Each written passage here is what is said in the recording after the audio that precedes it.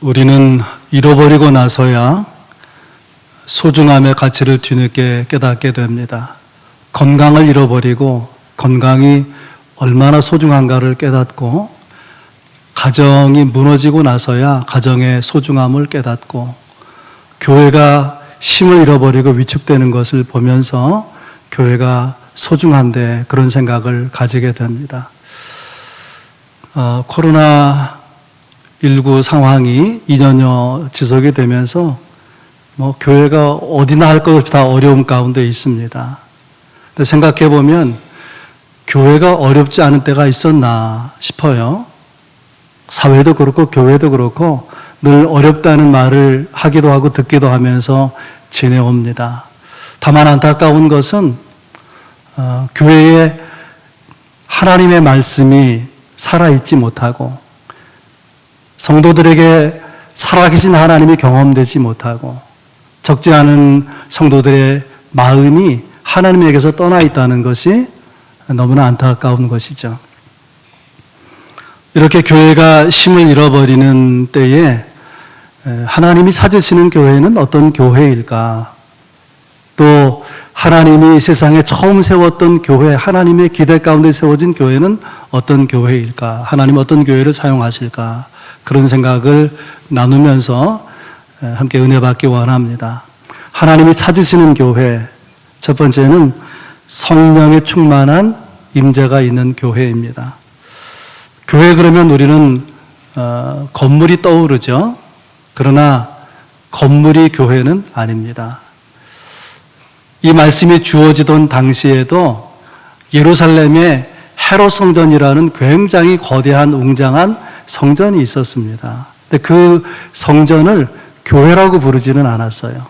그러면 교회라는 말이 언제 처음 사용됐는가, 누구를 향해서 쓰여졌는가 하면은 예수님을 따르던 제자들, 그리고 예수님을 가까이 하던 여인들, 예수님 사랑하는 사람들이 한 120명 정도가 마가의 다락방에 모여서 주님이 당부하신 대로 하나님의 성령이 임하기를 위해서 간절히 기도했습니다. 그렇게 하루 이틀 기도해서 열흘째가 되는 날에 정말 압도하는 성령의 임재를 경험하게 됩니다. 그래서 심령이 뜨거워지고, 그래서 그 뜨거운 마음을 가지고 모여서 예배하게 되었는데, 그런 예배하는 모습을 보고서 사람들은 그것을 교회라 그렇게 부르게 된 것입니다. 그러니까 이 땅에 세워진 교회의 절대적인 배경이 무엇이냐? 그것은 성령의 충만한 임재라는 거예요. 하나님의 영이 충만하게 임하고, 그래서 하나님의 영에 의해서 하나님의 다스리심이 이루어지면서 모여진 공동체가 교회가 된 것이죠. 그러니까 교회라는 건물이 있어서 교회가 아니고, 교회 안에 사람들이 단지 모여 있어서 교회가 아니고, 성령의 충만한 임재가 있고 하나님의 다스림이 있는 그곳이 교회라고 하는 것입니다. 이런 하나님의 임재가 경험될 때, 하나님의 다스림이 경험될 때에 우리의 삶의 공허함은 극복되는 거죠.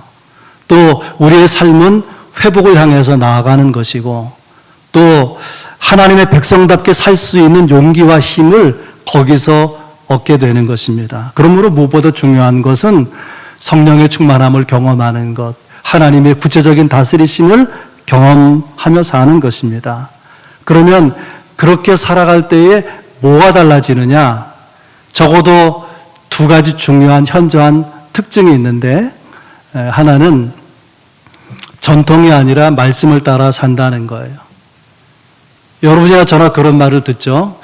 전에도 그랬는데요, 그때는 그렇게 했는데요, 아무 생각도 없이 해오던 대로 익숙한 대로 그렇게 하자고 이야기를 할 때가 많습니다.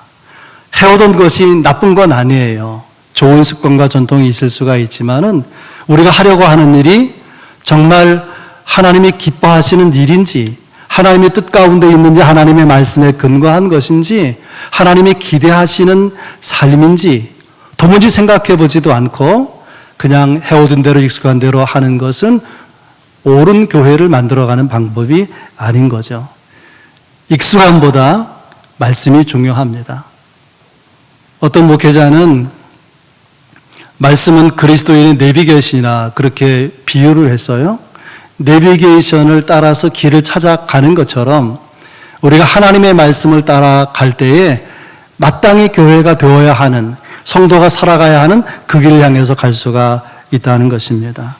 우리는 성령의 충만한 임재 가운데 하나님의 다스림을 경험할 때에 주님이 기대하시는, 주님이 찾으시는 마땅한 교회로 존재할 수 있다. 이것을 여러분 기억할 수 있길 바랍니다. 두 번째 변화, 두 번째는 성령 충만과 하나님의 다스림 가운데 현저한 변화가 교회와 성도들 가운데 일어난다는 거예요. 초대교회는 놀라운 부흥을 경험하고 있었는데 41절에 보면 베드로가 설교할 때에 신도의 수가 3,000명이나 더하더라. 굉장한 부흥을 보고하고 있습니다. 이보다 더 중요한 것, 베드로가 설교할 때 3,000명이 새로 믿기로 작정한 것보다 더 중요한 것은 그렇게 작정하는 사람들의 삶에 변화가 일어나고 있었다는 것입니다. 진정한 부흥은 삶의 변화의 문제예요.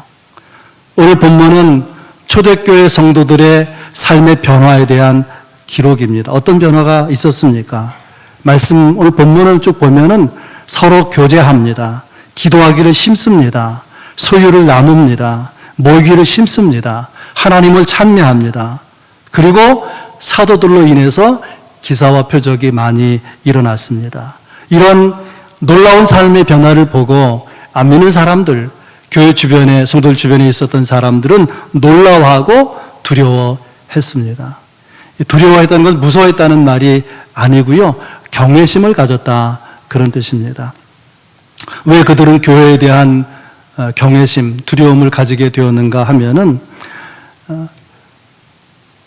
교회에 모이는 사람들, 그리고 교회를 통해서 일어나는 일들이 자기들의 능력을 뛰어넘는 그런 일이었다고 하는 거예요. 사람의 능력을 뛰어넘는 일이었기 때문에 우리는 불가능한데, 우리는 못해왔던 일인데 저들에게 이런 일이 일어나는구나 하고 놀라워 했다는 것입니다. 여러분 잘 생각해 보세요. 교회가 세상보다 못하면 세상은 교회를 조롱합니다. 교회가 세상을 뛰어넘으면 세상은 교회를 존경하는 거예요. 귀하게 여기고 높이는 것입니다. 오늘의 교회의 모습은 어떻습니까? 세상이 교회를 존중합니까? 세상은 교회를 어느 때보다도 무시하고 혹은 멸시하고 있지 않습니까? 어떻게 생각하면 마음이 불편할 수 있지만, 그들에 대한 저항의식이 생길 수 있지만, 정말 정직하게 이것을 생각해 보면 우리의 문제죠. 우리의 삶의 변화가 그들의 삶을 뛰어넘지 못했다고 하는 거예요. 우리의 삶이 변화되면 사람들의 평가는 달라지게 될 것입니다. 초대교회는 놀라운 변화의 삶을 가지고 있었다는 거예요. 그 놀라운 변화의 모습을 한마디로 오늘 본문 마지막 절 47절에서 이렇게 증거합니다. 온 백성에게 칭송을 받으니라. 칭찬을 들었다는 거예요. 다른 말로 하면 매력이 있었다는 거예요. 안 믿는 사람들이 교회와 성도들에 대해서 매력을 느끼고 있었다는 것입니다. 이유는 성도들의 삶이 자신들과 달랐기 때문이죠. 당시 이스라엘은 로마의 식민지였고 과도한 세금을 로마에 납부하고 있었습니다. 당연히 살기가 어렵겠죠. 그런데다가 이스라엘은 종교 공동체이기 때문에 아무리 삶이 어려워도 하나님께 나아가 제사를 드리지 않습니까? 그래서 제물을 준비해서 제사를 드리려고 하면 제사장이 퇴짜를 놓는 거예요. 그래서 비싸게 산 제물을 가지고 와야만, 제사장이 사인이 된 그런 제물을 가지고 와야만 제사를 드릴 수 있으니까 얼마나 이스라엘 백성들의 삶이 핍절하게 되는지를 몰라요. 그런데 오순절 성령 강림, 성령 충만을 경험하고 교회를 이루게 된 성도들은 달랐어요. 저들이 처음에는 가난했지만 교회를 이루고 교회 생활을 하면서 사도행전 4장에 보면 그들 가운데 가난한 자가 하나도 없었더라. 왜냐하면 나누었었기 때문에 그렇다는 거예요. 이런 변화, 교회 다니는 사람들의 놀라운 삶의 변화를 보면서 안 믿는 사람들은 교회와 성도들을 좋게 여기고 칭찬하게 되었다는 것입니다. 이것이 주님이 찾으시는 교회입니다. 교회는 성령의 임재 가운데 있고 하나님의 다스림이 나타나시는 곳이고, 그래서 결과로 삶이 변화되는, 그래서 하나님이 부흥을 주시는, 이것이 교회의 모습입니다. 우리는 교회를 다시 생각해야 돼요. 교회 그러면 어느 동네에 있는 무슨 교회 그렇게 생각하는데, 교회는 건물이 아닙니다. 성령의 충만함이 있고 하나님의 다스리심이 구체적으로 경험되고 결과로 삶이 변화되는, 그래서 하나님이 부흥을 허락해 주시는, 이것이 교회인 것입니다. 하나님이 찾으시는 교회 두 번째는 흩어지는 교회. 흩어지는 교회. 우리는 교회 그러면 모이는 교회를 생각해요. 그 교회에 얼마나 많이 모이는지, 얼마나 많은 사람이 모여서 생활하는지, 그것을 떠올리게 되는데요. 신학적으로 또 성경적으로 볼 때 두 가지 종류로 교회를 나눌 수가 있어요. 하나는 모이는 교회, 또 하나는 흩어지는 교회.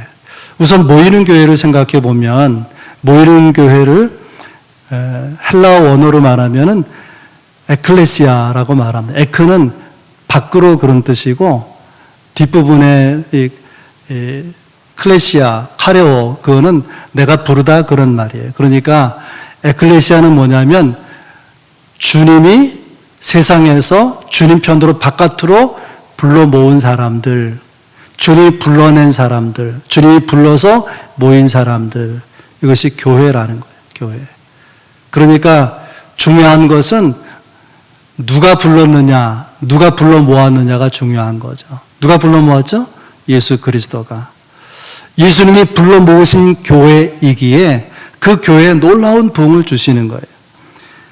47절에 하나님을 찬미하며 또 온 백성의 칭송을 받으니 주께서 구원받는 사람을 날마다 더하게 하시니라.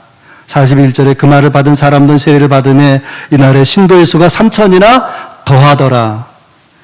본래 성도들이 있는데 성도들이 더해지는 그런 부흥의 역사가 있었다는 거예요.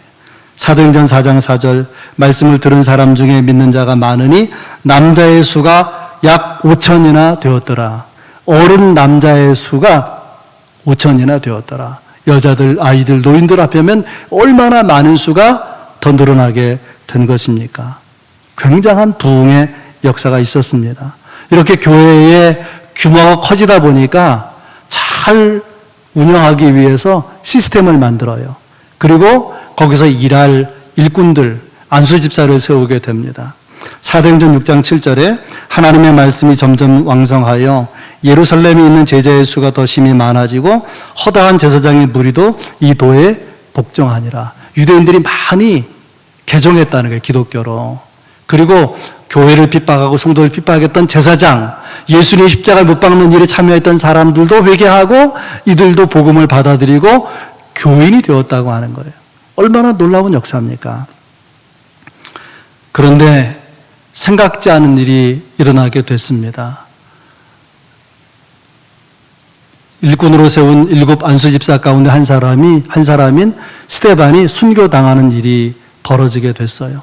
이해하기 어려운 일이에요. 교회가 부흥하고 있고 교회를 반대하고 핍박했던 사람들도 주님 앞으로 돌아오고 있는 상황 가운데 안수집사 스데반이 돌에 맞아 죽은 것입니다. 사도행전 8장 1절, 바울은 스데반이 죽임당함을 마땅히 여기더라. 그날이 예루살렘에 있는 교회에 큰 박해가 있어 사도 외에는 다 유대와 사마리아와 모든 땅으로 흩어지니라. 초대교회에 누가 부흥을 주셨습니까? 주님이 주신 거예요. 하나님이 주신 것입니다. 주님이 주신 교회에 부흥이 있었는데, 부흥하던 교회에 박해가 일어나서 그렇게 왕성하게 모였던 성도들이 예루살렘에서 유대에서 넘어온 사마리아 막 산지사방으로 흩어지게 되었다는 거예요. 부흥을 주신 하나님이 그 흩어지도록 그렇게 허용하신 이유가 무엇일까? 박해를 인해서 두려움 가운데 흩어질 수밖에 없도록 허용하신 이유가 무엇일까? 여러분 생각해 보셨습니까? 처음에 교회라는 이름으로 세워진 공동체는 예루살렘에 있어서 예루살렘 교회라 혹은 우리가 초대교회라 그렇게 부르게 됐는데, 그 예루살렘 초대교회가 그냥 예루살렘에만 있었다면 어떻게 됐을까? 기독교는 결코 세계 종교가 되지 못했을 것입니다. 결코 우리는 예수 믿는 하나님의 백성이 되지 못했을 것입니다. 방법은 불편하지만은 박해를 인해서 기독교인들이 예루살렘에서 박해를 못 견디고 유대에서 사마리아로 세상으로 흩어지게 되면서 기독교가 세계 종교가 된 것이죠. 하나님이 흩어진 이유가 어디에 있을까요? 하나님이 교회와 성도들을 흩으신 목적이 어디에 있을까요? 그것은 선교에 있는 거예요. 영혼을 구원하는, 예루살렘에 있는 주님을 따르는 사람만 구원받는 것이 아니라 세상에 하나님의 형상으로 만들어진 모든 사람들이 구원에 이르기를 바라는 하나님의 기대가 있다는 것입니다. 모이는 교회, 불러 모으신 교회에 대한 하나님의 기대, 주님의 기대는 흩어지는 데 있는 거예요. 모이기만 하는 것은 주님의 뜻이 아닌 것입니다. 그런 의미에서 교회에 대한 의식의 전환이 필요해요.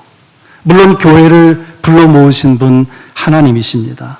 그러나 그렇게 모이는 교회를 위해서만 교회를 세우신 것이 아니에요.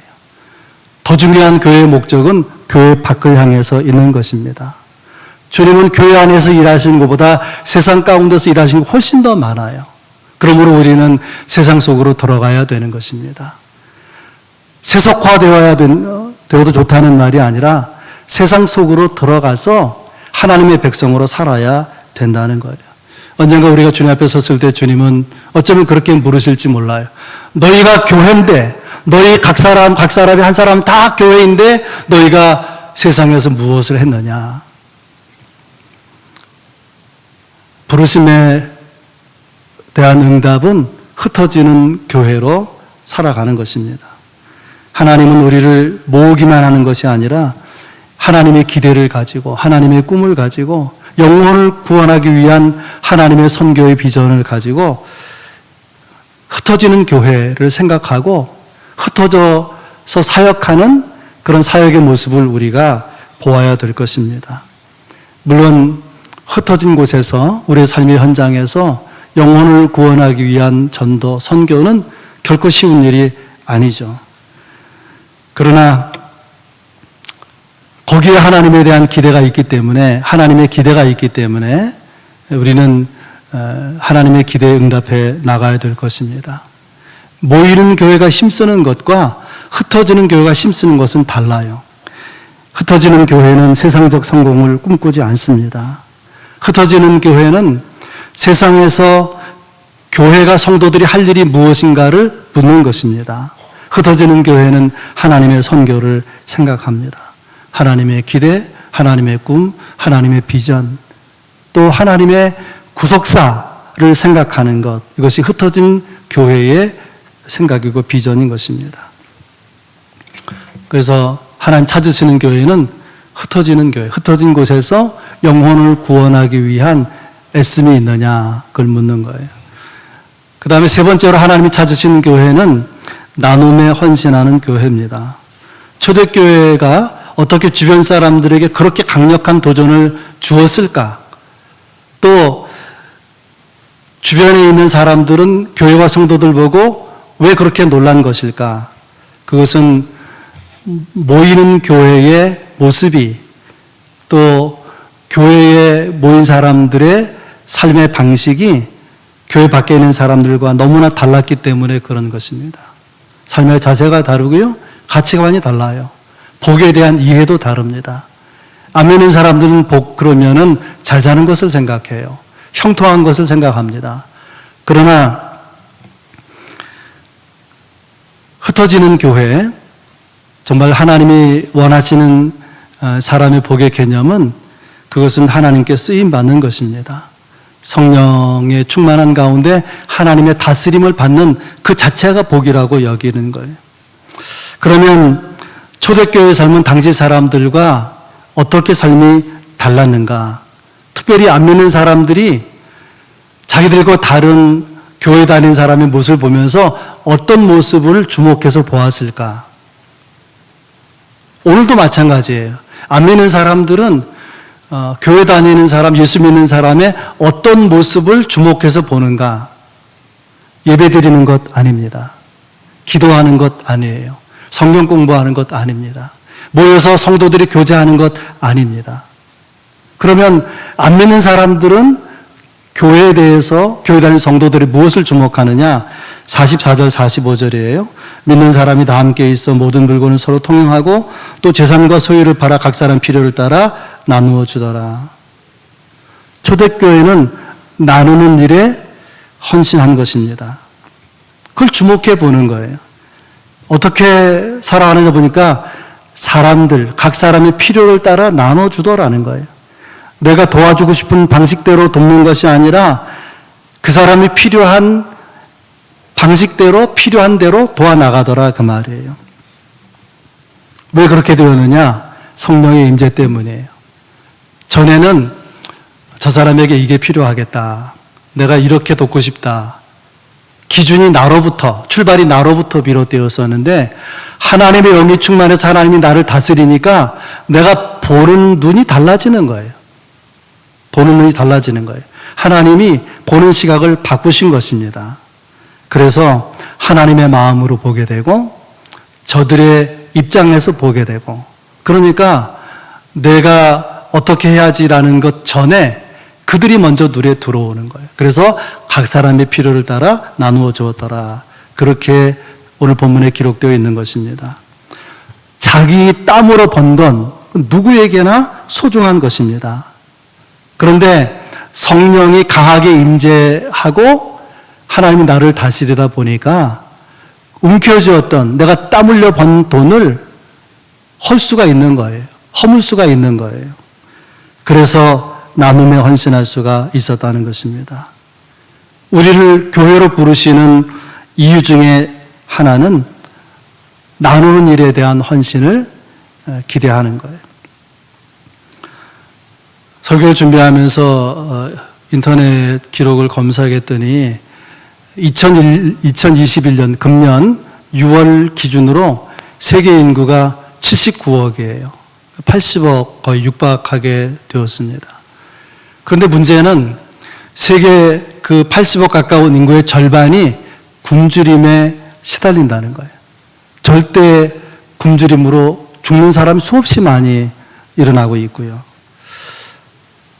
이것은 생산 부족의 문제가 아니라 분배의 문제, 나눔의 문제입니다. 왜냐하면 하나님이 이 땅에 주신 식량은 80억 인구가 2배로 먹을 수 있는, 그러니까 160억 인구가 잘 나누기만 하면 그냥 다 굶주림을 면할 수 있는 그런 식량이라고 하는 거예요. 근데 왜 배고픈 사람이 지구상에 존재하느냐? 식량 많이 가진 사람이 나누질 않는 거예요. 소유에 대한 욕심이 이렇게 빈곤을 가져오고 기아로 죽어가는 사람들이 발생하게 만든 것입니다. 하나님은 어떤 분이냐? 하나님은 우리를 너무도 사랑하기 때문에 가장 소중한 아들을 나누어 주신 분이에요. 그렇게 하나님의 아들을 내어주신 사랑을 받은 우리가 세상을 향해서 나눔이 없다면 주님이 얼마나 안타깝게 여기시겠습니까? 그 청년 바보 의사라는 책의 저자인 안수연 의사가 하는 말입니다. 과연 나는 길게 줄을 서서 기다리는 환자들 한 사람 한 사람의 얼굴이 내게 환자로 오신 그리스도라는 사실을 기억하고 있을까? 그것을 고민하며 살았습니다. 그래서 그는 그의 가방에 늘 선물로 줄 책이, 선물로 줄 찬양 테이프가, 혹은 사람들이 필요한 어떤 물건이 그 가방에 들어있었다 그래요. 그래서 만나는 사람에게, 필요가 있는 사람에게 전달을 해주었다고 합니다. 헌신은 이것입니다. 성령의 충만한 다스림 가운데 먼저 내가 변화되고 변화된 나를 통해서 누군가의 인생이 바뀌어지는 것입니다.